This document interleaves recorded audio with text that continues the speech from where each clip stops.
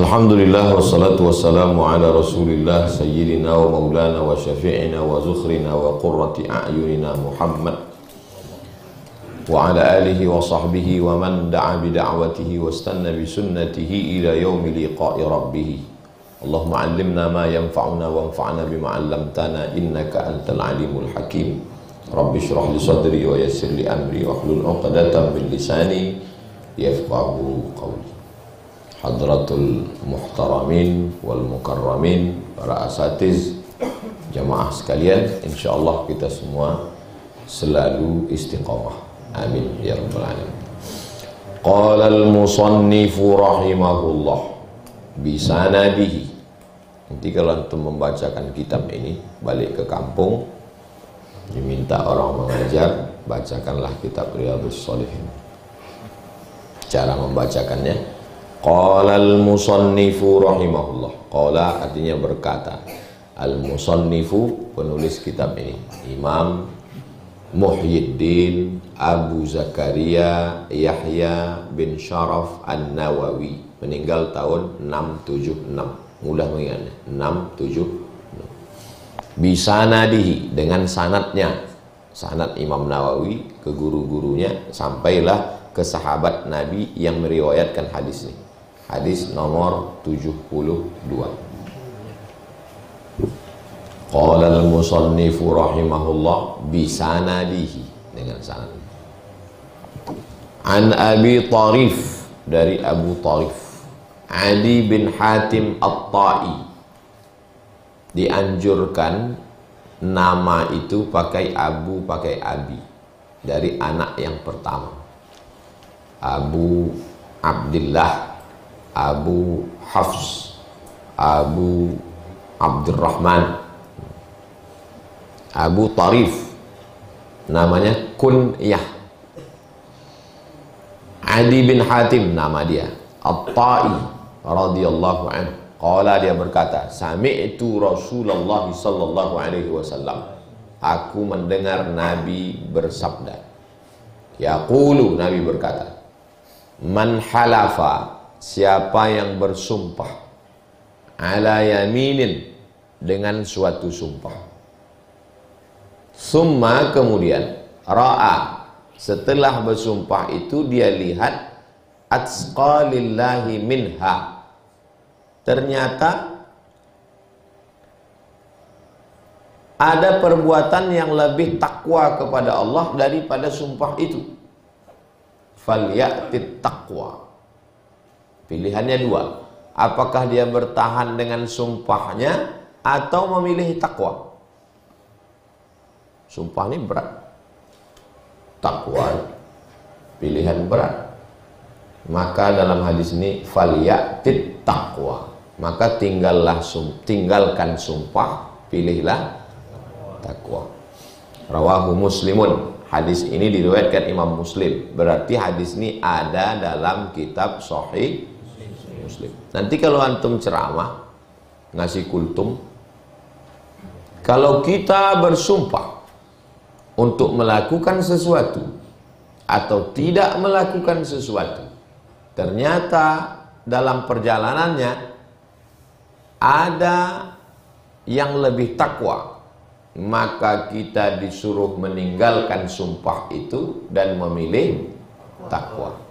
Ditanya orang, Ustadz, itu hadis dalam kitab apa? Antum menjawabnya dalam kitab Riyadhus Shalihin atau dalam Sahih Muslim? Sahih Muslim, karena baliknya ke kitab induk. Tapi saya mendengar hadis ini disampaikan Ustaz Somad dalam kajian kitab Riyadhus Shalihin. Kalau tak ingat, entah Sahih Muslim, entah Sahih Bukhari, entah Sunan Tirmizi, tak ingat saya entah kitab apa, tapi waktu itu pengajiannya kitab Riyadhus Shalihin. Tak ingat entah pengajian apa, tak ingat entah ustadznya siapa. Nah, itu parah kali itu. Terjemahnya sudah, bahasa Indonesianya sudah, fahamnya, paham antum hadis. Siapa yang bersumpah melakukan sesuatu, kemudian dia lihat ada yang lebih takwa, maka hendaklah dia meninggalkan sumpahnya dan melakukan takwa. Bahasa Indonesianya paham, tapi makna hadis nih, contohnya gini. Ini mahasiswa nih.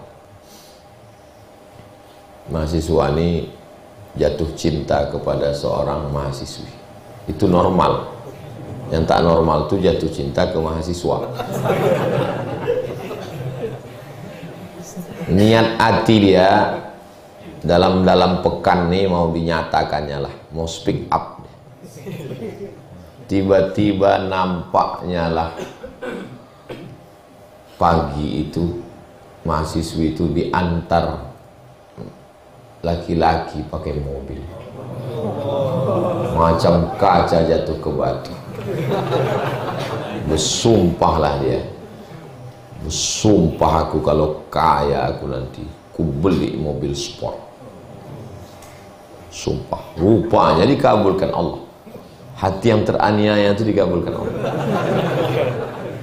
Kabulkan Allah, kaya dia.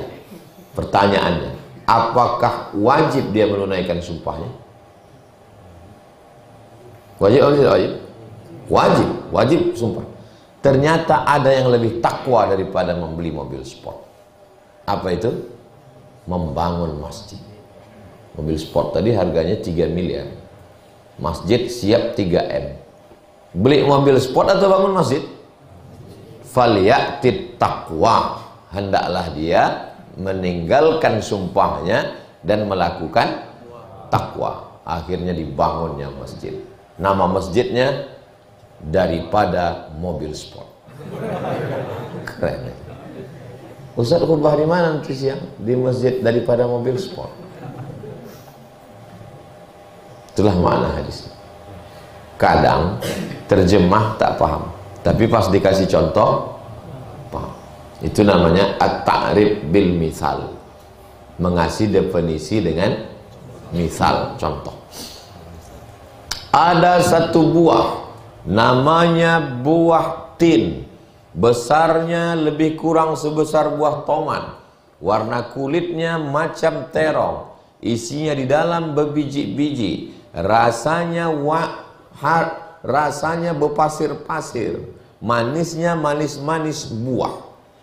Bahasa Indonesia paham? Paham, tapi belum tentu ngerti.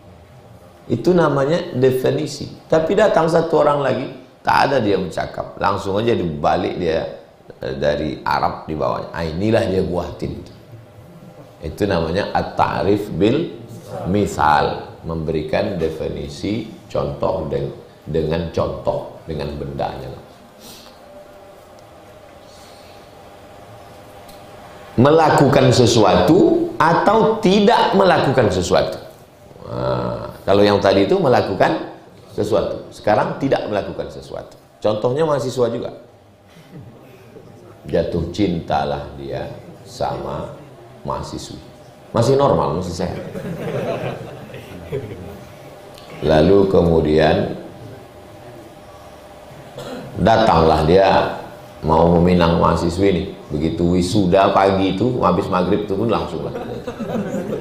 Assalamualaikum Pak Haji. Waalaikumsalam.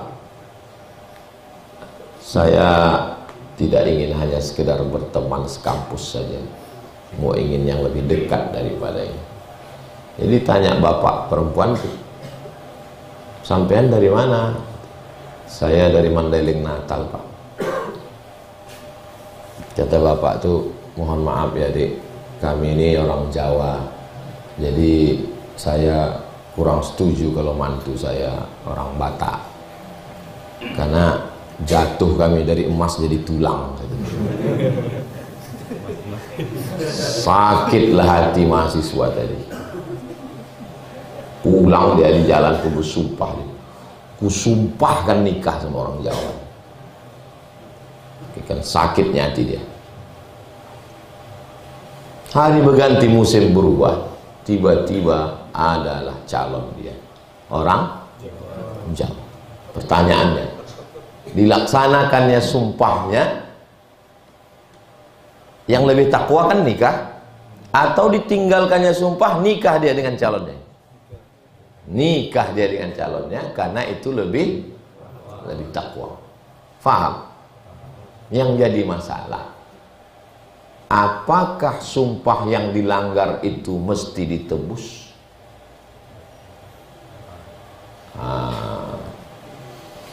Fi hadzal hadisi dilalatun ala anna man halafa ala fi'li syai'in.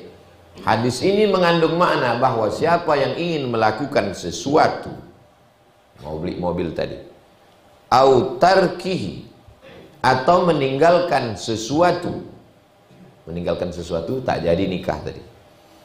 Wa kana al-hanasu khairan mimma tamadi 'alal yamin, melanggar sumpah lebih utama daripada melakukannya.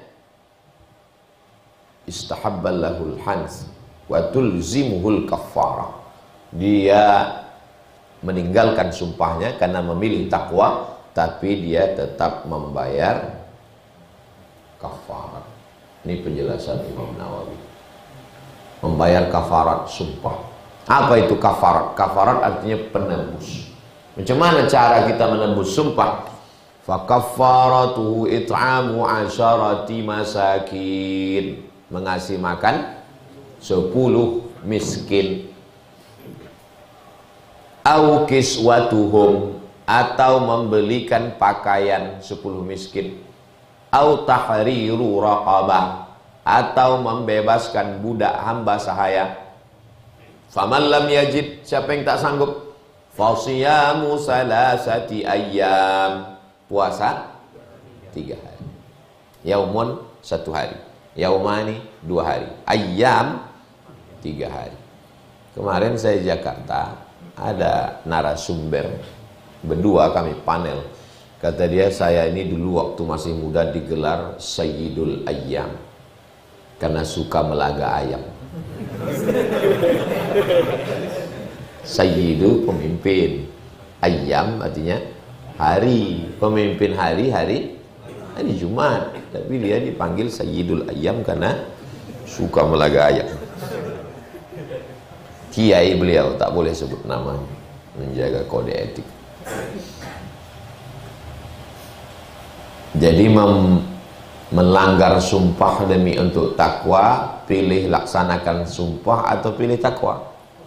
Batalkan sumpah, pilih takwa. Begitulah hebatnya takwa, sampai sumpah pun dibatalkan. Cara membatalkannya, kasih makan 10 miskin. Tak sanggup saya, belikan pakaian. Oh, makin tak sanggup makin tinggi tuh. Kalau makan miskin kira-kira berapa lah itu? 30.000 sama teh esnya, sama rotinya, anggaplah 50.000. Berarti 10 orang 500.000. Au kiswatuhum, atau pakaian, baju, celana, peci, sarung. Makin tinggi tuh, 300.000 kali 10 orang 3 juta. Au tahriru raqabah, atau membebaskan budak. Onta 50 juta, budak lebih mahal dari onta. Makin tinggi ini. Begitu udah melambung tinggi, faman lam yajid, siapa yang tak sanggup, langsung drastis turunnya ke bawah. Fasiyamu salasati, puasa 3 hari. Antum pilih mana? Pilihlah kasih makan, atau pilih puasa. Masa kasih makan tak sanggup? Tak sanggup Pak Ustaz, saya pun dikasih makan orang. Nah, maka puasalah 3 hari. Makanya belajar dari sini, ibu-ibu jangan percaya kepada laki-laki yang besung. Betul abang tak akan berpindah ke lain hati. Wallahi, tallahi, billahi. Perempuan itu pun gitu. Itulah gara-gara tak mengaji. Tapi kalau dia mengaji, tahu dia ini puasa 3 hari selesai ini, kata dia. Nah, jadi saya berangkat haji dari Kairo tahun 2002. Jumpalah sama Syekh Maktab. Syekh Maktab itu orang Makkah yang mengurus Baik dia orangnya, minum-minum, kami minum teh ke rumah dia. Orang Arab. Abdul Samad kata dia, ya Syekh, saya meninggal istri saya yang pertama katanya. Terus sedih betul hati saya, tawaf saya di samping Ka'bah. Ya Allah, sampai mati aku tak akan nikah. Terus sebulan sudah itu tak tahan. Jadi gimana saya bilang? Puasa saya 3 hari katanya. Jadi antum jangan sikit-sikit sumpah, sikit-sikit.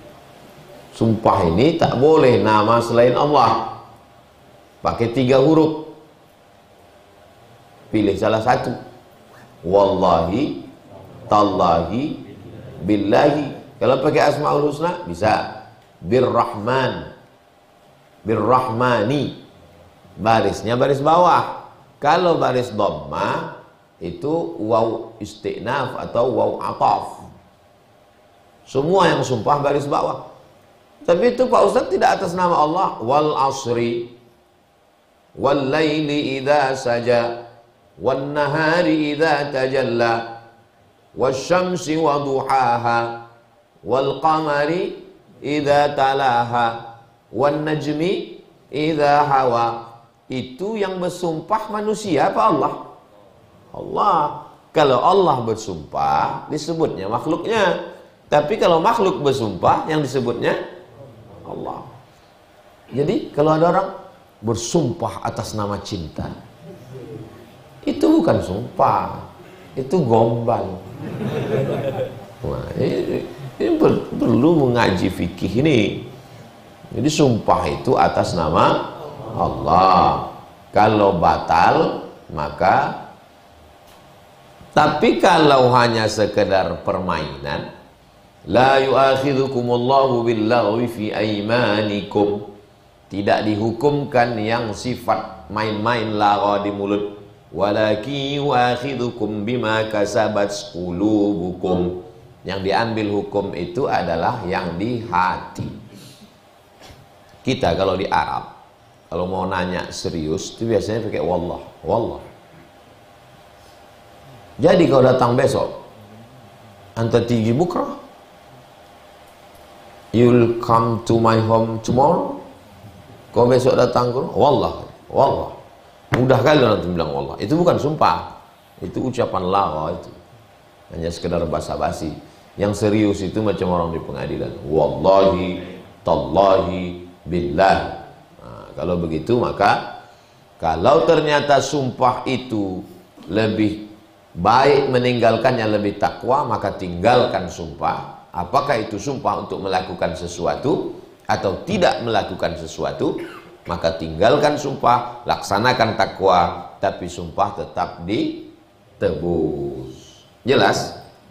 Nah, kalau jelas antum mendengarnya, insya Allah jelas juga nanti antum menyampaikannya. Tapi kalau mendengarnya sampai mengantuk-ngantuk, pas menyampaikannya pun lebih parah lagi. 2 gendangnya. Kalau kita mendengar pengajian tak paham, 2 gendangnya. Yang pertama, yang menyampaikan itu mengantuk. Yang kedua, kita mengantuk. Kalau kaji itu tak masuk ke hati, 2 kemungkinan. Yang pertama, kita kekenyangan, atau yang menyampaikan itu kenyang. Itu bahayanya kenyang. Kita ulama-ulama tasawuf itu begitu. Itulah tentang masalah sumpah itu kuat, takwa kuat, lebih kuat sumpah apa takwa? Lebih kuat takwa, maka pilihlah takwa. Berikutnya nomor 72. An Abi Umamata, namanya Abu Umamah Al-Bahili, nama aslinya Sudai ibni Ajlan. Sudai ibni Ajlan radhiyallahu anhu, qala, dia berkata, sami'tu, aku mendengar, Rasulah. Tapi biasanya Rasulullah Pak Ustadz, ini kok jadi Rasulah? Karena objek mudhaf ilaih. Ya Rasulullah salamun alaik. Ya Rasulullah apa ya Rasulullah? Ya Rasulah. Kenapa jadi la? Munada. Karena ada huruf nida. Ya Rasulah. Asyhadu anna Muhammadan Rasulullah. Muhammadan, Muhammadan. Kenapa Muhammadan? Karena ada anna atau inna. Kalau di pangkal kalimat inna, kalau di tengah anna. Itu pentingnya belajar bahasa Arab. Di UIN kalian mengambil bahasa Arab wajib 6 SKS walaupun Fakultas Sains Teknologi. Sekarang masih gitu. Supaya jangan sampai nanti ya Rasulullah, apa ini? Ya Rasulullah. Jelas barisnya. Sami'tu Rasulullah sallallahu alaihi wasallam. Aku mendengar Nabi Muhammad sallallahu alaihi wasallam yakhutubu, berkhutbah fi hajjatil wada, pada haji wada. Jadi ibadah haji itu di padang Arafah. Apa pula padang panjang? Pada siang tanggal 9 Zulhijjah. Sholat zuhur berjamaahnya jamak takdim. Asar itu ditarik ke zuhur. Lalu kemudian disampaikanlah khutbah. Itu sunnah. Maka di kemah kita itu, satu keloter itu 300 orang. Keloter, kelompok terbang. Ada ustadz pembimbingnya. Ustadz itulah menyampaikan khutbah. Untuk skala internasional disampaikan khutbah di masjid di Padang Arafah, namanya Masjid Namirah. Sekarang haji yang paling cepat berangkat namanya Haji Furoda. Bayar sekarang, berangkat juga sekarang. 350 juta. Haji ONH Plus menunggunya 3 tahun, 5 tahun, 7 tahun. Haji yang biasa ONH tergantung daerah masing-masing kuota. Pekanbaru kabarnya entah 30 entah 50. Pokoknya hampir-hampir mati lah. Nah, saya waktu kelas 2 SMP tahun 1992 bulan Mei tinggal di rumah mak angkat saya di Medan. Orang tua saya di Pelalawan, saya sekolah di Medan. Orang tuh satu rumah pergi. Ayah tuh pergi, mak tuh pergi, anaknya pergi, menantunya pergi. Tanya kakak saya tuh sama mak angkat saya. Kami pergi semua, Mat. Kau berani di rumah nih? Aku tak berani. Kalau gitu kau pergi, iyalah. Nah, berangkat. Tahun 92, ongkos berangkat haji 7,5 juta. Bayar situ, berangkat kelas 2 SMP. Balik dari situ panggil orang tuh Haji Abdul Somad. Macam mana awak bercewek? Takut lah, awak dah haji. Itulah asal muasal saya tak pacaran itu. Itulah asal. Jadi mak angkat saya itu pandai dia mendidik saya. Tak pernah saya dinasihatin, jangan kau pacaran, tak ada. Berangkatkannya haji sudah tu balik. Cewek-cewek pun takut lah sama kita. Jangan Pak Haji semua. Itulah. Begitu orang tua tu mendidik anak. Macam-macam cara dibuat.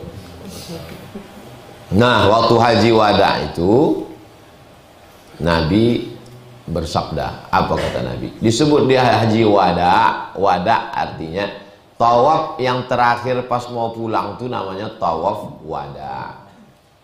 Wada artinya say goodbye, selamat tinggal. Kenapa sebut haji wada?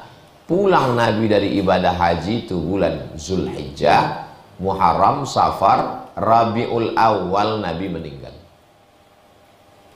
Bulan haji, Muharram, Safar, Rabiul Awal. Lebih kurang 80 sekian hari meninggal. Maka disebut dengan haji wada.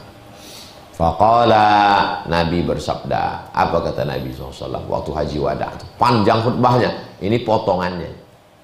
Ittaqullah. Takutlah kamu kepada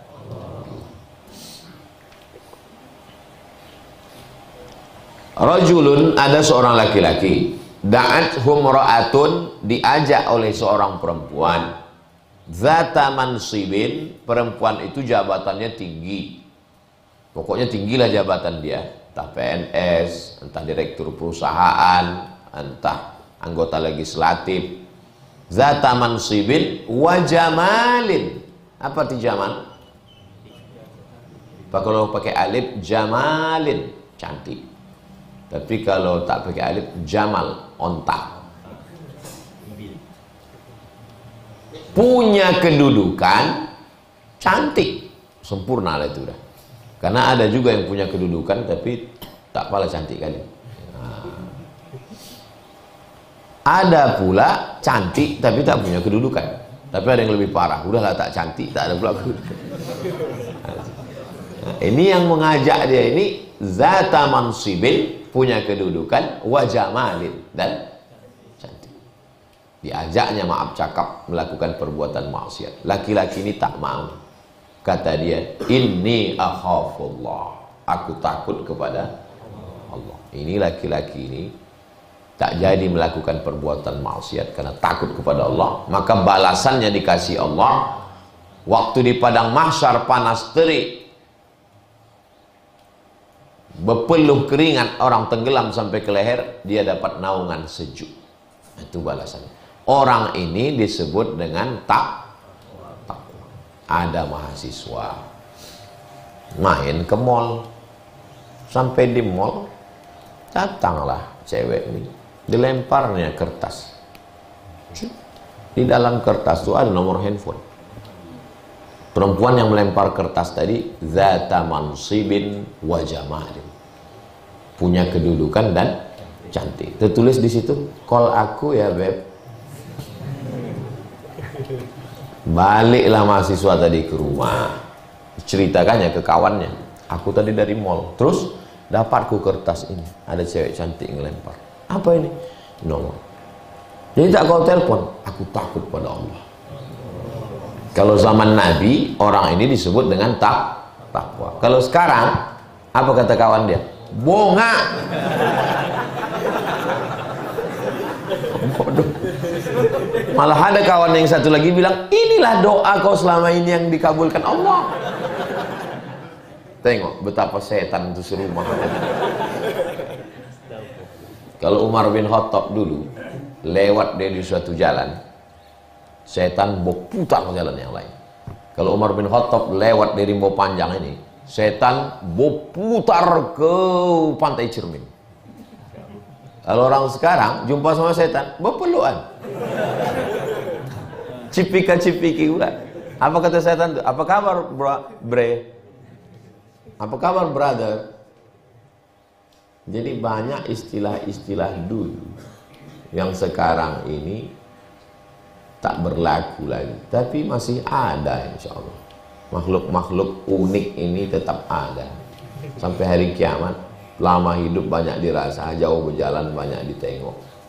Ada insya Allah. Dan antum mudah-mudahan termasuk yang unik-unik. Ada orang kaya, pas saya mau pulang dari rumahnya, kata dia, Ustadz, doakan saya selesai bangun masjid nih ya. Bapak rencana bangun masjid berapa? Kalau bisa sebelum mati 99 Pak Ustaz, sesuai dengan Asmaul Husna. Ada manusia. Jumpa pula saya di tempat lain, satu kota lagi. Umur bapak berapa? 85 tahun Pak Ustaz. Apa rahasia panjang umur nih Pak Haji?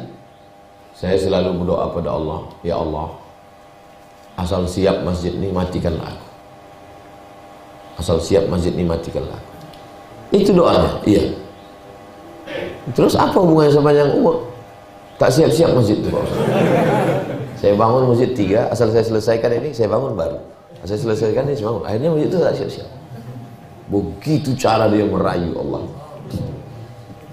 Macam-macam jumpa saya. Panjang umur, sekarang saya tak sempat menulis. Kalau panjang umur sehat, saya tulis itu. Makhluk-makhluk unik. Jumpa lagi, satu lagi. Kata dia, Ustadz saya berzakat 10%. Loh, salah hitung. Karena zakat itu berapa? 2,5. Kamu 10% salah hitung ini saya bilang. Petani berapa zakatnya Pak Ustaz? Petani kalau pakai tada hujan 10%. Kalau pakai irigasi 5%, potong biaya operasional. Petani berkubang, berlumpur, pagi pas dia berangkat masih bisa dibedakan. Ini petaninya, ini sapinya. Pas pulang sore sama bentuk orang tuh. Berpanas berpeluh Pak Ustaz. Zakatnya 5% kalau pakai irigasi. Masa saya yang di ruang ber-AC cuma 2,5? Malu saya sama Allah. Ada makhluk-makhluk. Datang pula tamu ke rumah. Tunjukkannya foto. Ini Ustaz foto. Apa ini? Emas batangan. Tiba-tiba ada di rumahnya. Terus selesai foto, tak saya ambil, saya biarkan aja. Besok pagi hilang. Beberapa hari sesudah itu datang pula keris. Ini fotonya Pak Ustaz. Tak kau ambil? Enggak. Habis itu hilang. Sesudah itu datang pula kunci. Emas juga, iya. Setelah itu hilang. Kenapa tak kau ambil? Saya bilang. Saya takut anak saya makan haram Pak Ustaz. Ada makhluk, dijumpakan Allah sama saya. Makhluk-makhluk. Dalam hati saya, kenapalah Allah jumpakan orang ini ke saya? Padahal kalau dia diam kan tak tahu saya.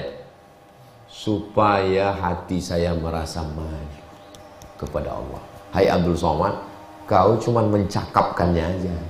Orang ini sudah orang nilai yang betul-betul takwa. Tapi dia tak pernah ceramah, dia tak pernah tabligh akbar. Andai saya lah datang emas itu, bungkal macam itu, saya tukarkan langsung ke Jalan Sudirman untuk menyelesaikan masjid, supaya malu dalam hati kita kepada orang-orang yang luar biasa. Antum pun luar biasa. Anak muda yang lain begadang, mabuk, sakau, pacaran. Bisa pula kalian datang ke rimbo. Bukan rimbo pendek, rimbo panjang. Hujan-hujan, dingin-dingin. Kalau orang tua ke masjid, biasa, udah mau mati. Ini saya tengok yang tua udah ke masjid. Anak-anak muda. Wa may yartadda minkum an dinihi. Siapa di antara kamu, kata Allah, yang meninggalkan agama ini? Apakah mati Islam ini? Tidak. Fasawfa ya'tillahu biqaumin. Allah akan ganti dengan sekelompok orang. Macam mana sifatnya? Yuhibbuhum wa yuhibbuna. Mereka cinta kepada Allah dan Allah balas cinta mereka. Dan antum masuk kelompok itu insyaallah. Dulu kan kata orang, dunia ini udah hancur Pak Ustaz. Kacau balau dunia ini. Tak ada lagi orang baik. Ada orang baik. Ada orang istiqomah. Jadi setelah menengok dunia ini, saya pikir kalaupun saya mati, saya tak terlalu khawatir dengan anak-anak saya. Kenapa? Karena dulu kata orang tahun 2000 nanti adalah tahun yang paling ganas. Internet akan muncul, anak muda kita akan murtad, akan jahat. Buktinya anak-anak muda masih ngaji. Jadi kalau ada orang mengatakan, saya khawatir betul anak saya, mungkin anak kau. Nah, anak muda ini tetap mudah-mudahan istiqomah insyaallah. Ittaqullah, takutlah kepada Allah. Yang kedua, wasallu khamsakum, laksanakan salat khams. Subuh, zuhur, asar, maghrib, isya. Kenapa khamsakum 5? Karena ada orang, hebatnya hadis Nabi, disebutkannya salat 5. Karena ada orang sekarang sholatnya 3 aja. Subuh, zuhur dijamak dengan asar, maghrib dijamak dengan isya. 3 aja sholat. Dan banyak pula pengikutnya. Namanya sholat waktu teluh. 3.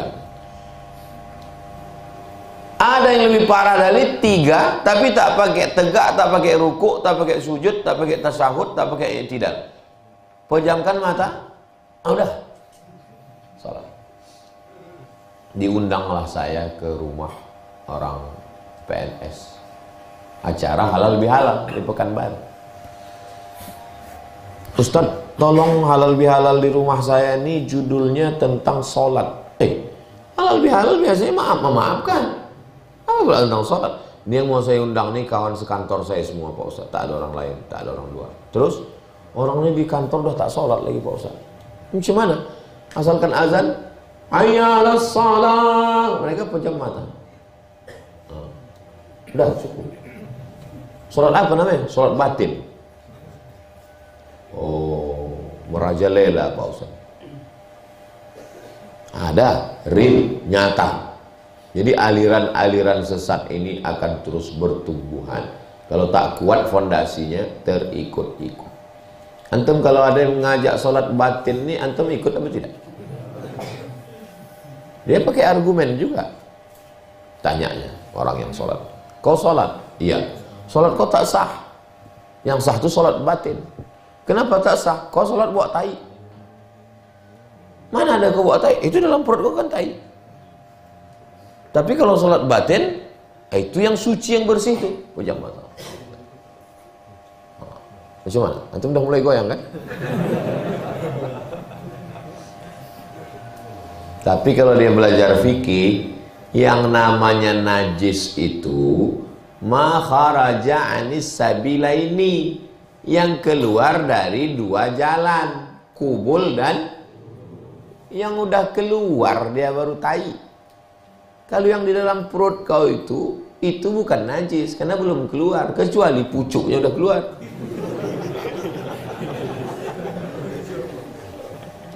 Air kencing itu setelah keluar dia baru najis. Kalau di dalam dia tak najis. Logika akal main, fikihnya main. Logika andai dia tak hafal, andai kalian bukan fakultas agama Islam, tak hafal ayat, tak hafal hadis. Tapi kalau kalian kuat logikanya, kau tak sembahyang ya? Sedangkan Nabi sembahyang. Kok bisa kau tak sembahyang? Berarti kau babi. Sedang Nabi sembahyang. Nabi tak pernah meninggalkan sholat. Macam mana pula kau meninggalkan sholat? Sayyidina Abu Bakar, Umar, Utsman, Ali, Talha, Zubair bin Awam, Abdurrahman bin Auf, Sa'ad bin Rabi', Sa'ad bin Ubadah, sholat mereka semua. Wali-wali, Imam Abdul Hasan Asy-Syadzili, Syekh Bahauddin Naqsabandi, Syekh Abdul Qadir Al-Jilani, sholat semua. Kok bisa kau tak sholat? Tapi karena itulah, orang kalau terlalu banyak makan duit haram ini, memang tertutup pintu otaknya. Jangan kasih anak bini makan haram. Mudah dia terikut-ikut pada yang haram. Ibu-ibu, kalau lakinya ikut model sembahyang batin ini, ibu tak usah ceramahi dia, diam aja. Nanti pas dia mau makan nanya, mana makan kita? Abang, pejam mata makan batin aja. Nah, kunyah-kunyah lah batin. Sholat itu aqwalun, ucapan. Maksudnya baca Fatihah, rukun. Wa af'alun, perbuatan. Tegak, ruku, sujud, tasyahud, i'tidal, salam. Mufattatahatun bitakbir, dibuka dari takbiratul ihram. Wa mukhtatamatun bitaslim, ditutup dengan salam. Ada gerakannya. 5 waktu, subuh, zuhur, asar, maghrib, isya. Inna salata kanat 'alal mu'minina kitaban mauquta. Pak Ustadz, kalau saya tak sholat sunat, sholat wajib-wajib aja, apa saya masuk surga Pak Ustadz? Itulah makanya orang jangan hanya ngaji fikih. 3 nih mesti ada. Akidah, fikih, akhlak, iman, Islam, ihsan. Iman, Islam, ihsan. Iman, akidah, Islam, fikih, ihsan, akhlak. Jadi kalau cerita fikih, pertanyaannya gitu nanti. Ustaz, kalau saya sholat aja, tak tahiyatul masjid, tak qobliyah, tak ba'diyah, tak duha, tak tahajud, tak witir, masuk surga saya Pak Ustaz? Jangan jawab, ajak dia berpikir. Mungkin waktu itu otaknya masih off. Kau makan dari Allah, bernapas dari Allah. Orang sakit jantung koroner kau sehat. Orang asam urat kau asam pedas. Orang sakit kau sehat. Allah cuman minta kau tempelkan keningmu ke lantai waktu masuk masjid, tahiyatul masjid. Allah cuman minta kau baca kul ya dengan kulhu qabliyah. Sanggup kau tak membalas kebaikan Allah, dan itu bukan untuk Allah, untuk bekal engkau. Itu makanya kajian fikih itu kalau tidak dibarengi dengan kajian tasawuf, tasawuf itu akhlak, keras hati. Jangan ngaji tasawuf. Saya tak suka tasawuf ini, bid'ah. Kita kajiannya tazkiyatun nafs. Bodoh. Tasawuf itu istilahnya aja. Sama macam orang tak mau makan ikan. Ini ikan, saya nggak mau makan ikan, Pak Ustaz. Balik kita ke rumah, blender ikan, masukkan tepung, kasih cuko, undang dia ke rumah. Enak ya. Itulah ikan tuh, bodoh. Paham tuh? Banyak orang sekarang ini terjebak pada istilah. Tasawuf itu mensucikan hati. Jangan hasad, jangan dengki, jangan busuk hati, jangan takbur. Makanya ada namanya takhalli, mengosongkan, dikosongkan dulu cawan ini. Jangan sampai ada puntung rokok di dalamnya. Karena kalau cawan ini masih ada puntung, diisi air zam-zam, cawannya jadi bersih atau zam-zamnya jadi kotor? Zam-zamnya jadi kotor. Bersihkan dulu, setelah itu barulah tahalli. Takhalli dulu. Itulah kajian tasawuf, itu takhalli, mengosongkan hati. Hasad, dengki, busuk hati, sum'ah, riya, takbur. Setelah bersih dia, barulah tahalli, diisi dengan zikir, ridha. Zikir kita tadi itu 100. Afdal dzikri fa'alam annahu la ilaha illallah. La ilaha illallah. Jangan terlalu pelan, jangan terlalu cepat. La ilaha illallah, itu menyanyi. Tapi bagus juga, nilainya tetap zikir, tapi kita kira berapa? Nyamblak terus cepat. La ilaha illallah. La ilaha illallah. Saya sebetulnya sedang mengajarkan antum nanti waktu balik jadi kepala dinas, jadi kepala kantor, jadi kades, jadi bupati, pulang ke kampung. Begitu cara berzikir itu. Jangan cuma tahu ayat zikir, berzikir kalian. Pernah kau berzikir? Tidak.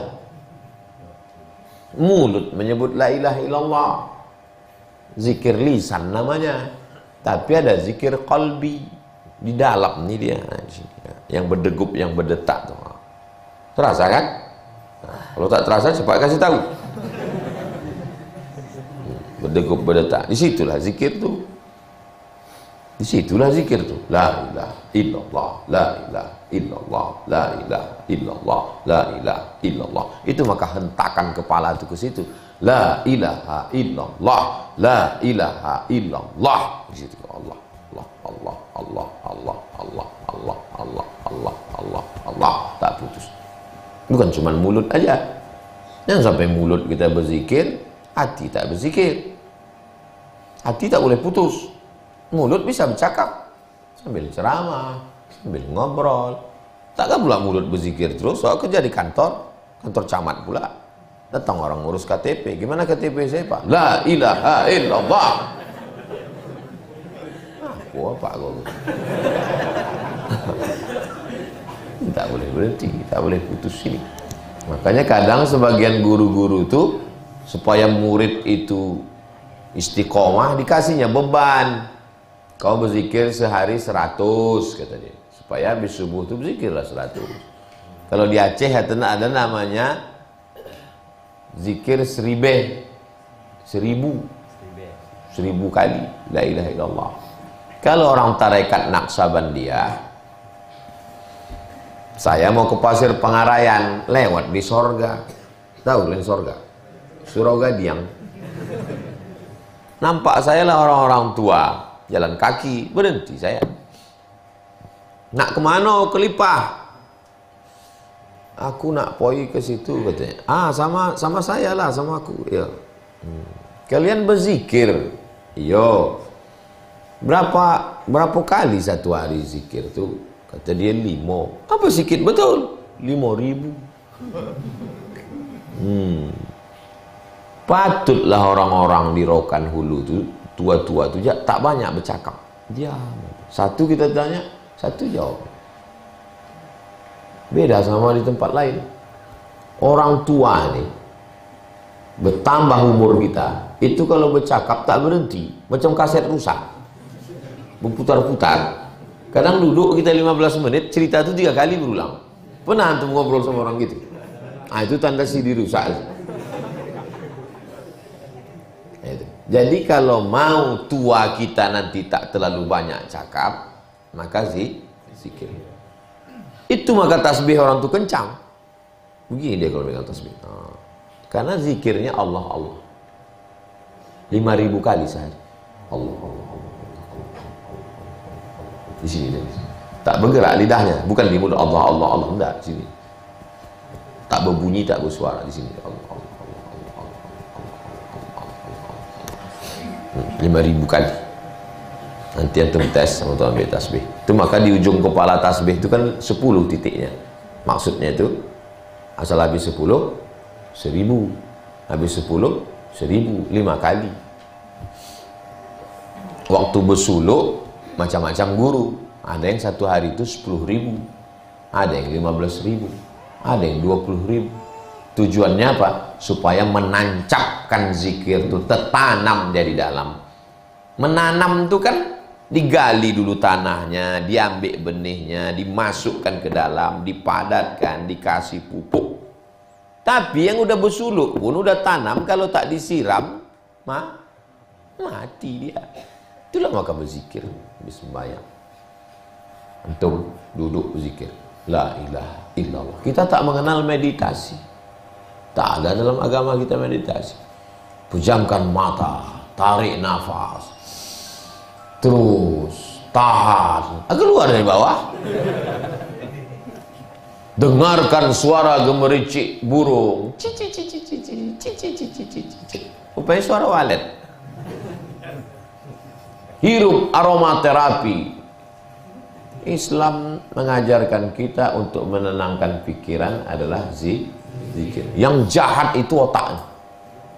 Yang jahat nih otak. Otak ini akan terus berbisik. Terus dia tak berhenti kepala. Nanti kalau aku udah selesai kuliah ini kerja apa? Habis kerja nanti kira-kira menikah sama anak siapa? Ya kalau diterimanya, kalau tidak. Macam nanti apakah punya rumah atau tidak? Nanti punya kendaraan atau tidak? Nanti punya anak atau tidak? Nanti anak terus. Makanya orang-orang sekarang menawarkan program yang bisa menghentikan pikiran. Tertulis di depan. How you can stop your mind. How you can stop your mind. Bagaimana Anda menghentikan pikiran Anda. Islam tak disuruh menghentikan pikiran. Dengan membaca Al-Quran, pikiran antum automatically tunduk kepada Allah. Makanya kalau antum stres, depresi, macam-macam dalam pikiran, buka Quran. Bismillahirrahmanirrahim. Yasin wal Qur'anil Hakim. Innaka laminal mursalin ala siratim mustaqim. Langsung otak itu ditundukkan Allah SWT. Itu maka kalau ada orang mati baca yes. Kalau tidak otaknya kan, kenapa laki aku yang mati, kenapa tak laki dia? Padahal aku sudah sembahyang, kenapa anak aku yang mati, kenapa tak anak dia? Kenapa bini aku yang mati, kenapa tak bini dulu? Terus otak ini bercakap. Tapi kalau orang berzikir, mau zikir la ilaha illallah, mau zikir Allah Allah. Kadang orang banyak bingung. Saya belajar ke Habib, katanya solawat aja Pak Ustaz. Solawat itu pun zikir. Saya belajar sama tarekat Naqsabandiyah, katanya Allah Allah Pak Ustaz. Zikir. Dalilnya mana? Ah, itu lagi keren sekarang. Mana dalilnya? Ayatnya kan udah selalu kau baca. Kenapa kau tak paham?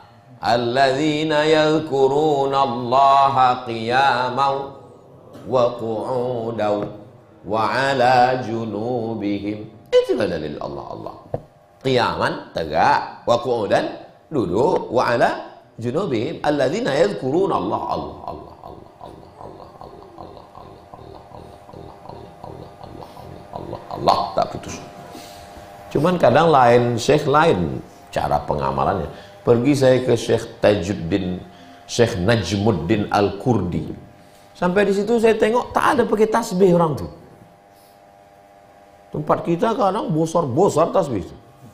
Pernah saya di satu tempat sebesar ini tasbih itu. Jadi imamnya itu saya ke belakang gitu. Digini kan ya tasbih. Kata. Sebesar ini diletakkan di bawah mimbar. Ini habis sholat tuh begini dia bertasbih. Saya di belakang tuh. Memang lain tempat lain. Jadi di situ harus mungkin saya ini tahu apa yang dalam hati saya itu. Terus dibilangnya sama saya. Kata dia, kami di sini tak pakai tasbih, kata dia. Entah dia dapat ilham tak firasat. Dalam hati saya, kenapa orang ini tak bertasbih? Awak kan bertasbih 1000, 2000, 3000. Kata dia, kami sini tak bertasbih. Tahu Syekh nih. Jadi cumana saya bilang, kami ikut nafas, kata dia. Sekali hembus Allah, tariknya Allah. Nafas kita ini kan dua cuma. Tarik, hembus, tarik, hembus. Kami tak lagi pakai tasbih, hanya ikut tarik. Tarik Allah, hembus pun Allah. Asal lupa balik, asal lupa balik. Kalau istiqomah sehari 24.000. Oh begitu. Namanya Syekh Najmuddin Al-Kurdi. Guru, murid, cucu, cicit dari Syekh Amin Al-Kurdi. Panjang umur, sehat badan, nanti antum ke Mesir, antum jumpai Syekh Najmuddin Al-Kurdi. Amin. Wasumu syahrakum, puasa kamu. Syahrakum maksudnya puasa bulan Ramadan. Tak lama lagi, bulan 3. Bulan 3 nih kita puasa. Bulan 3 nih puasa. Wa addu zakata amwalikum, bayar zakat. Wa ati'u umara'akum, taati pemimpin kamu. Ini 2024.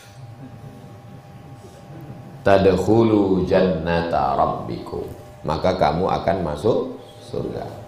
Takut pada Allah, salat 5 waktu, puasa bulan Ramadan, bayar zakat, taat pemimpin, maksudnya pemimpin yang adil dan amanah. Dalilnya mana? Innallaha ya'murukum an tu'addul amanati ila ahliha wa idza hakamtum bainan nasi an tahkumu bil adl tadkhulu jannata rabbikum. Rawahu Tirmidzi. Hadis ini diriwayatkan oleh Imam At-Tirmidzi fi akhir kitabis shalah, di akhir kitab salat. Wa qala, kata dia, haditsun hasanun sahih. Hadisnya hasan sahih. Istilah hasan sahih hanya ada pada Imam Tirmidzi. Yang jurusan hadis angkat tangan. Yang usuluddin. Hadis ini kan hasan, hadis ini sahih. Kenapa pula bisa satu hadis jadi hasan sahih? Pendapat pertama, karena di tengahnya ada huruf au. Tumbang pula au tadi. Karena di tengahnya ada huruf au. Hadis ini hasan atau sahih. Karena ulama hadis ikhtilaf tentang periwayatnya. Kalau periwayatnya hafalannya kuat, hafalannya 100, distornya 100, maka hadis itu namanya hadis sahih. Hafalannya 100, pas disuruh ulang dia cuma bisa 75, namanya hadis hasan. Hafalannya 100, hilang semua, dhaif. Jadi kalau ada namanya hadis hasan sahih, sebetulnya di tengah itu ada huruf au. Hadis ini hasan au sahih. Karena ulama hadis ikhtilaf tentang seorang perawi, apakah dia itu hafalannya kuat atau kurang kuat, maka disebut hasan au sahih. Pendapat kedua, di tengah ini ada namanya huruf wa. Hadis hasan wa sahih. Karena sanadnya dua. Sanad yang satu hasan, sanad yang satu sahih. Maka disebutlah dia hadis hasan sahih. Jelas? Kalau tak jelas, ulang lagi video ini nanti. Secara umum ibadah ini, sholat, zakat, puasa, haji, zikir, umroh, ibadah itu cuma 3. Wa ma khalaqtul jinna wal insa illa liya'budun. Ibadah itu 3. Yang pertama ibadah badan, tegak, ruku, sujud, lontar jumroh, tawaf, sa'i, jihad, itu namanya ibadah badan. Yang kedua ibadah harta, zakat, wakaf, infak, sodakoh, wasiat, hibah, itu ibadah harta. Yang ketiga ibadah hati, sabar, ridho, tawakal, zikir, qanaah, itu ibadah hati. Kalian pilih mana? Kami hati aja lah Pak Ustaz.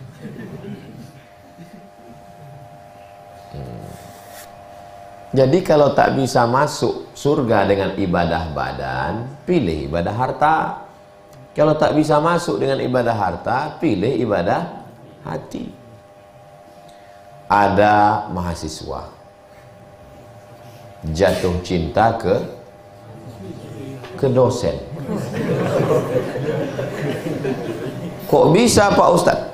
Dia semester 14. Jadi umurnya tua pula dia lah. Cinta ke dosen. Dalam hatinya suka, tapi untuk menyampaikan malu. Mapala dia. Bukan manusia pencinta alam, manusia paling lama. Malu dia, ditahannya cintanya itu dengan tetap menjaga, tak melakukan perbuatan dosa sampai mati dalam cintanya, maka matinya mati syahid. Ibadah dia ini ibadah badan, harta atau hati? Hati. Sahabat. Ini tak ada di alam nyata, sinetron aja ini. Antum pula jatuh cinta sampai sebegitunya, macam tak ada perempuan lain. Bunga bukan setangkai, kumbang seekor, patah tumbuh hilang berganti, hilang satu tumbuh 1000. Begitu anak muda. Dan macam Kais itu jatuh cinta sama Laila. Ayah Laila tak setuju. Sejak itu bersair aja lah Kais. Oh syair. Rupanya orang kalau tak jadi itu bersair, kalau jadi beranak. Antum kalau sampai tak jadi, habis dinding asrama. Sampai akhirnya gila Kais. Gila. Kata Syekh Muhammad Mutawalli Sya'rawi, doa di samping Ka'bah multazam makbul, salah satu yang sembuh langsung dari gilanya Kais nih lah, dibawa ayahnya situ. Ya Allah, anakku nih sembuh. Suatu ketika datanglah orang bertanya ke Kais. Kais, ad-dunya turidu alayla turidu amid dunya wa ma fi tawayah. Coba pilih Kais, kau pilih Laila ini atau dunia beserta isinya? Apa kata Kais? La ghubaru ni'aliha ahabbu ilayya wa ashfa li balwaha. Debu yang menempel di sendal Laila lebih kucinta daripada dunia beserta isinya. Oh, kalau hiduplah Kais itu sekarang, diundang dia di TV, namanya Setman.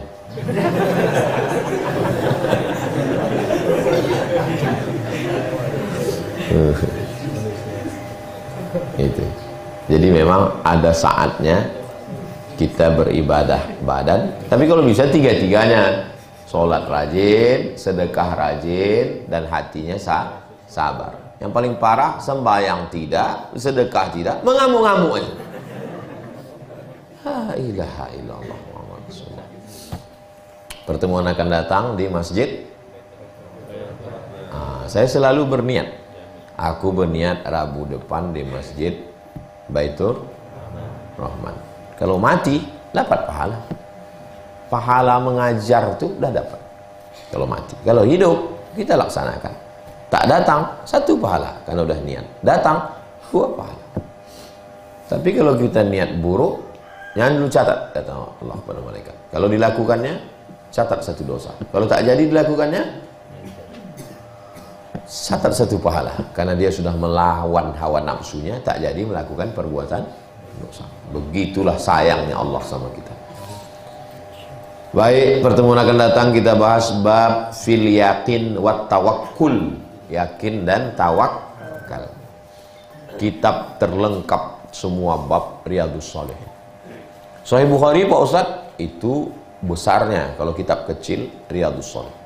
Kitab yang paling banyak dicetak setelah Al-Quran Riyadhus Shalihin.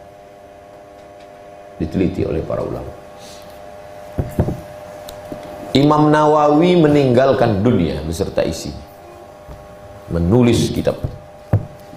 Makanya dari mulai kitab kecil Arba'in Nawawi, Riyadhus Shalihin Nawawi, Syarah Sahih Muslim Al-Minhaj, Syarah Sahih Ibn Al-Hajjaj Nawawi, kitab fikih besar Rawdatul Talibin wa Umdatul Muftin Nawawi, kitab Al-Muhadzab disyarahnya, Al-Majmu' Syarah Muhadzab Nawawi. Menulis Imam Nawawi itu tertunduk, tertidur, bangun, nulis lagi sampai tak nikah. Imam Nawawi tinggalkannya dunia ini.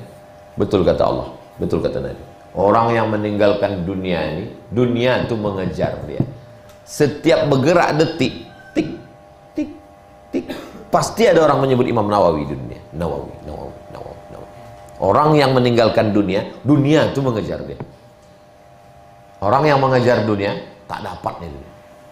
Kita dengan dunia ini macam bayang-bayang. Kalau kita kejar bayang-bayang tuh dapat? Enggak. Bayang-bayang kita depan aku kejar, tak dapat. Berbalik kita meninggalkan bayang-bayang tuh, pergi kita. Siapa ngejar kita? Bayang-bayang tuh aja. Tapi jangan gara-gara ini antum meninggalkan dunia semua. Besok ditanya sama dosen, gimana jadi S2? Dunia ini yang mengejar. Itu salah pasang namanya.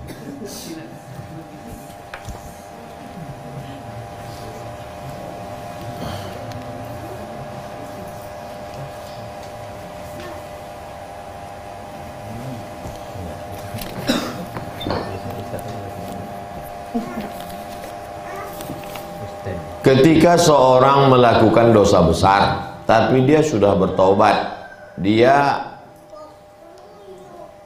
ampunan Allah, dia tahu ampunan Allah besar, namun dia merasa Allah belum mengampuninya karena terngiang akan dosanya. Bagaimana perasaan seperti itu Pak Ustadz? Dari pemuda akhir zaman. Selama ini tahunya Ustadz akhir zaman, rupanya ada pemuda akhir zaman. Antum tahu sholat subuh kita tadi diterima? Enggak. Antum tahu udah dapat Lailatul Qadar? Enggak. Antum tahu sudah dapat 1 titik doa makbul di hari Jumat? Enggak. Jadi kok dibilangnya ada yang tahu taubatnya diterima?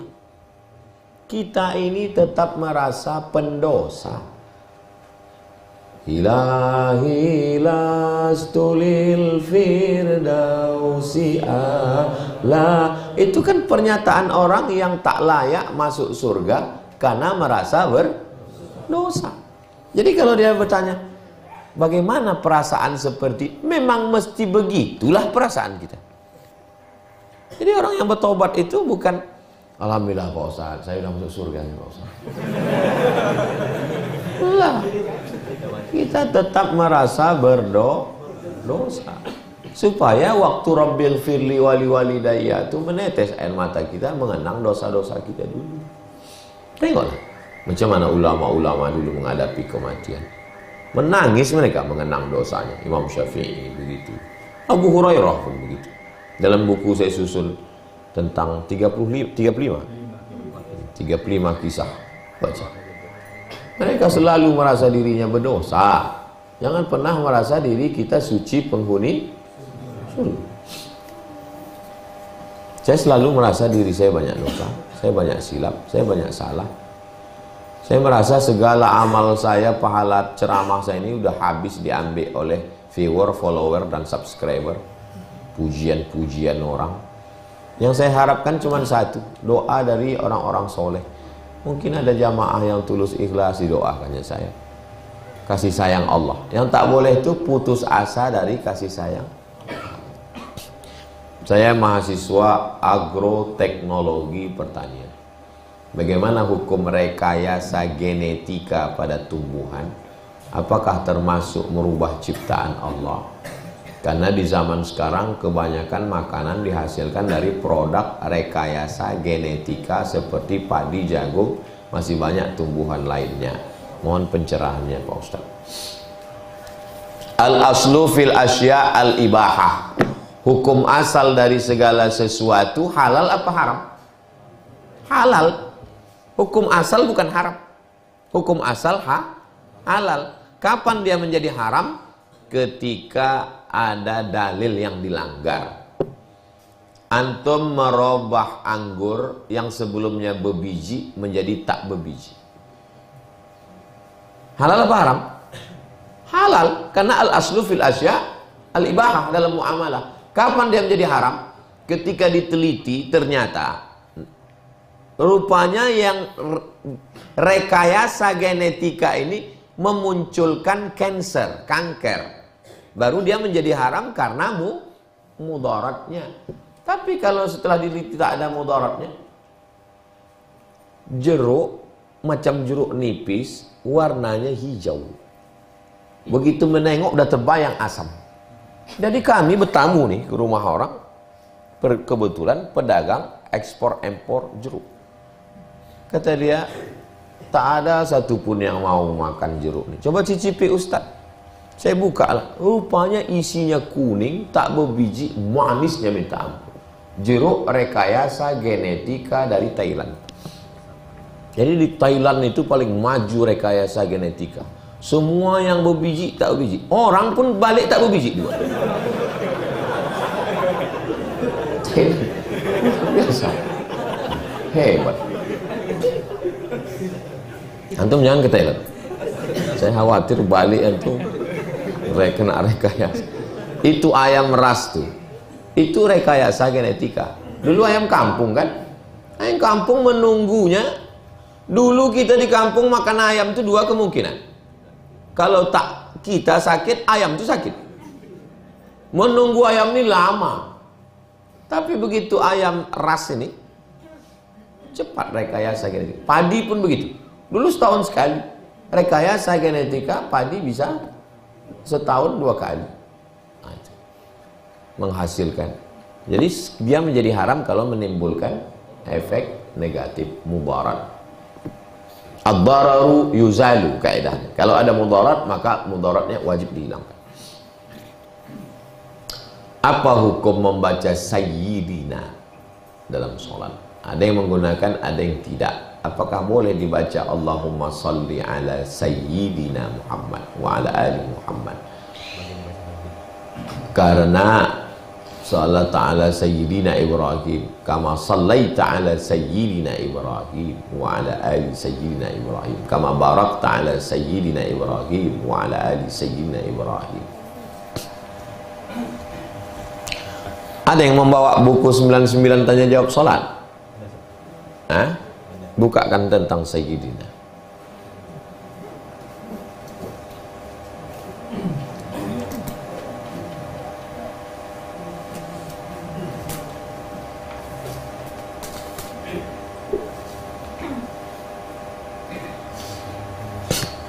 Coba tulis di Google Somad Morocco, langsung tak pakai spasi.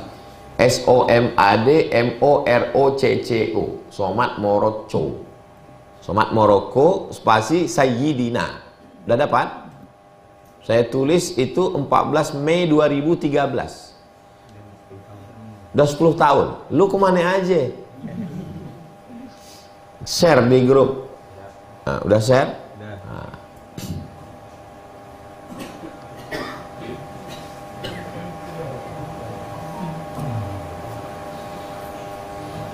Tuh, lengkap Sayyidina. 10 tahun lalu rupanya saya udah nulis nih. Antum buat blog, adik-adik mahasiswa buat blog. Blog ini gratis dan tak hilang-hilang. Apa yang terpikir di benak antum tulis di blog.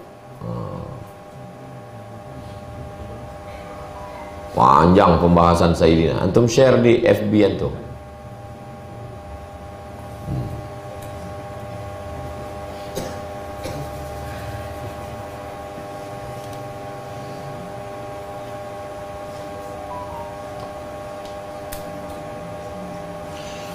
Tengok halaman. Halaman.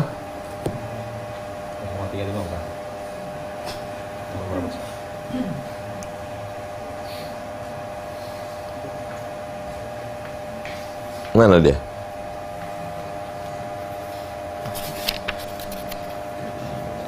Ini aku menambahkan kata Sayyidina halaman 71. Halaman 71.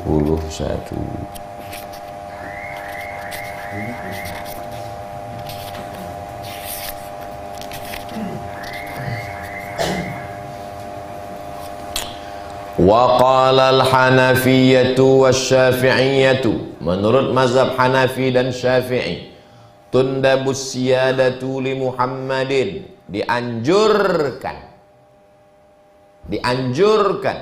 menggunakan Sayyidina Muhammad fi salawatil ibrahimiyah, dalam salawat ibrahimiyah. Ibrahimiyah karena ada kama sallaita ala Sayyidina Ibrahim. Lianna ziyadatal ikhbari bil waqi'i ainu sulukil adab, karena tambahan terhadap khabar termasuk adab. Dalam khabar tak ada Sayyidina. Kenapa ditambah? Karena adab. Tak mungkin kita panggil Muhammad. Emang Muhammad tukang ayam di pasar? Fahuwa afdalu min tarkihi, maka lebih afdal pakai Sayyidina. Wa amma khabar la tusawwiduni fi shalah, adapun hadis khabar jangan kamu pakai si Sayyidina dalam salat, fakadzbun maudhu', maka hadis palsu.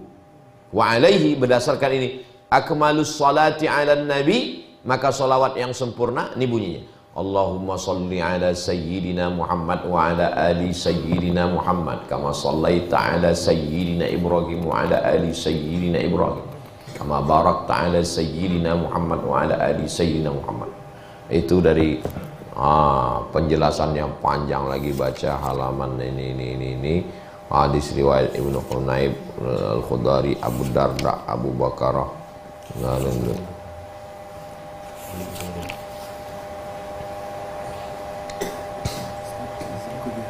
Fadhal.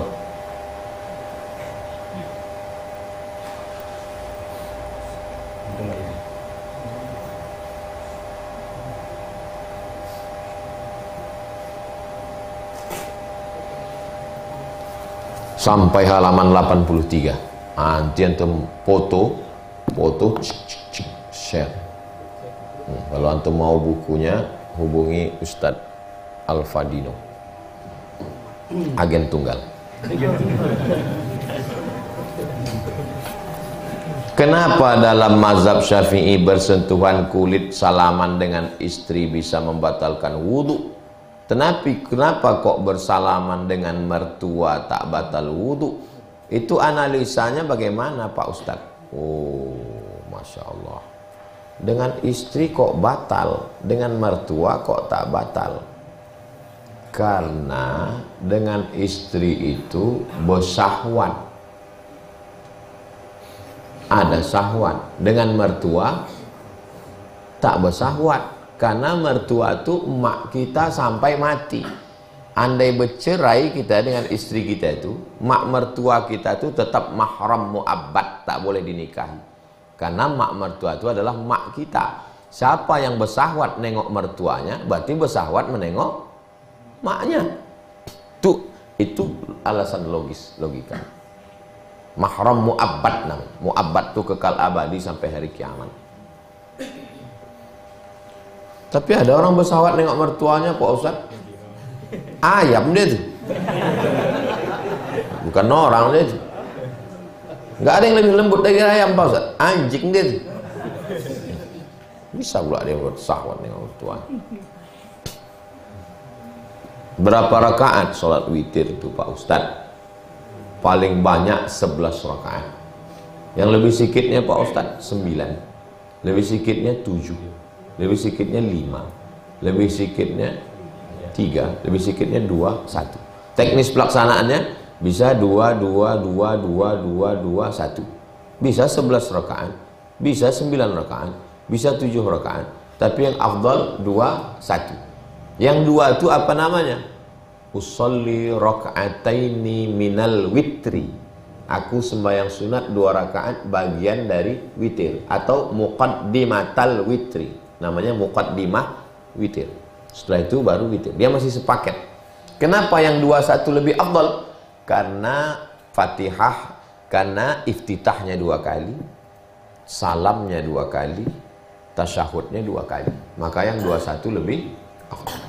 Tapi kalau dibuatnya 3 rakaat 1 salam, jangan dibuat 2 tasyahud biar supaya tak sama dengan sholat maghrib. Nanti pas bulan Ramadan bisa dibuat 2, 1 atau 3 rakaat 1 salam. Sallu salatal witri salasa raka'atin asabakumullah. Bagus apa tak bagus? Bid'ah. Wa kullu bid'atin dhalalah wa kullu dhalalatin finnar. Kenapa ditambah-tambah itu ibadah? Itu bukan menambah ibadah. Yang namanya menambah ibadah itu dari takbiratul ihram sampai salam. Itu mau ngasih tahu makmum bahwa imam ini nanti witir 3 rakaat 1 salam. Karena kalau tak gitu makmum tak ingat. Kenyang perut lagi. Ayat imam ini pula panjang. Tanya kawan sebelah, ala witir nanti. Kalau laki-laki biasanya malu, tapi kalau perempuan di belakang tanyanya tuh, Pak Imam, witir kok apa tarawih? Lalu dijawab sama imam, witir 21 apa 3? Witir 3 1 salam. Sekarang anak tanya tuh, mana yang bagus? Pakai Bilal, sallu salatal witri salasa raka'atin asabakumullah. Dengan cara satu lagi, witir 3 1 salam. Mana yang lebih beradab? Kan bagus pakai Bilal tadi. Jelas? Bukan menambah-nambah ibadah. Bagaimana meyakinkan orang tua agar diberi izin untuk menikah?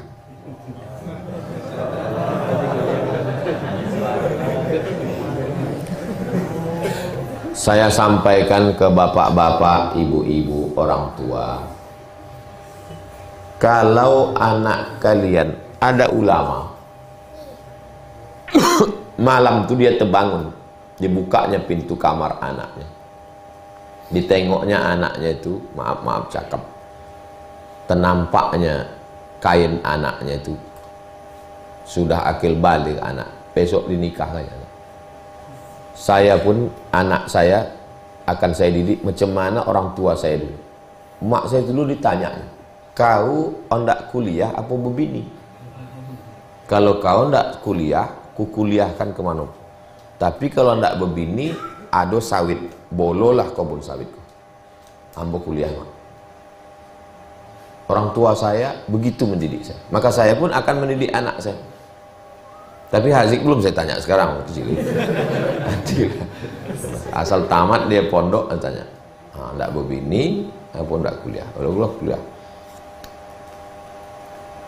Jumpa saya ibu-ibu di Ar-Rahman. Ustaz, anak saya ini udah kontrak mau diangkat PNS. Dia minta nikah.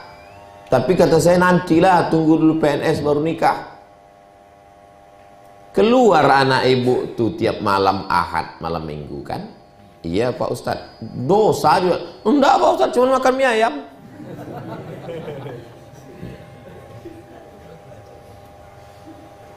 Jadi orang tua nih, ini saya nasihatkan ke orang tua, walaupun kalian tak datang, tapi kalian kan nonton juga video ini. Anak kalian itu, kalian nikahkan. Kalau belum sanggup ngasih biaya, subsidi silang. Kena aja ayah seperempuan tuh jumpa kalian. Ini anak kita ini udah tak betul nih, kita tengok. Jangan sampai macam kita dulu. Nah, cukup lawak aja. Jangan sampai nyobok dosa. Kita selamatkan anak kita ini. Mana kalau kita subsidi silang, nah, nikahkan. Yang kalian ikut saya lama nikah. Pulang 2008 umur 31. lama belum nikah. Karena saya menjaga emak saya, 11 tahun saya dengan emak saya baru nikah. Dia maunya sama saya, adik saya nikah lebih dulu. Kalian yang tak ada halangan, cepatlah nikah. Karena kalau lambat macam saya, udah tua, anak masih kecil. Walaupun orang bilang saya masih muda. Nah, cepat kalian nikah, sukses kalian, insya Allah. Kawan-kawan saya yang nikah dulu, tamat orang tua kuliah S1 nikah, hidup juga dia sekarang, punya rumah juga dia sekarang, punya keluarga juga sekarang. Dia punya rumah, punya kendaraan, punya keluarga, punya kerja, punya anak. Udah lajang, udah kuliah. Saya anak kecil. Bukan berarti lambat nikah tuh antum. Nah, jadi bapak ibu yang khawatir, nanti kalau anak ini nikah makan apa? Loh, di mana letak iman kita? Wa ma min dabbatin fil ardi illa 'ala Allah rizquha. Tapi bagi yang kuliah saya sarankan, selesaikan dulu kuliah itu. Karena kalau berat itu nulis skripsi lagi, ngurus anak lagi.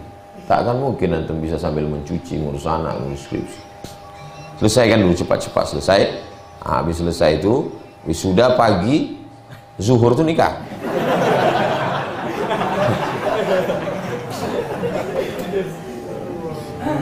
Bapak-bapak yang punya anak gadis, kalian